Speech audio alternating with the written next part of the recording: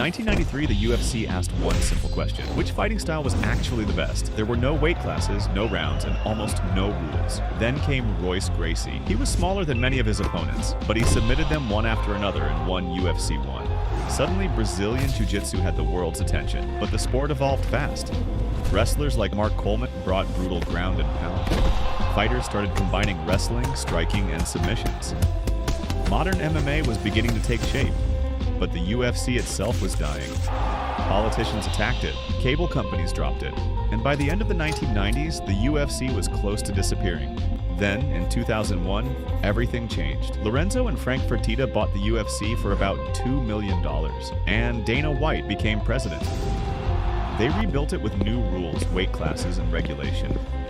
Stars like Randy Couture, Tito Ortiz, and Chuck Liddell followed. But the real explosion came in 2005. Forrest Griffin versus Stefan Bonnar. 15 minutes of absolute war on live television. Millions watched. And suddenly, everyone wanted more. Then came Anderson Silva, Georges St-Pierre, Brock Lesnar, Jon Jones, and Ronda Rousey. The experiment from 1993 had become a global fighting empire.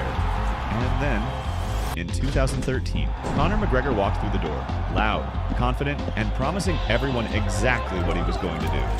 2 years later, he stood across from Jose Aldo, a champion who hadn't lost in more than a decade. The bell rang. Aldo attacked. Conor threw one left hand. 13 seconds. It was over. Conor McGregor was champion. What happened to the UFC after that? Well, you already know that story.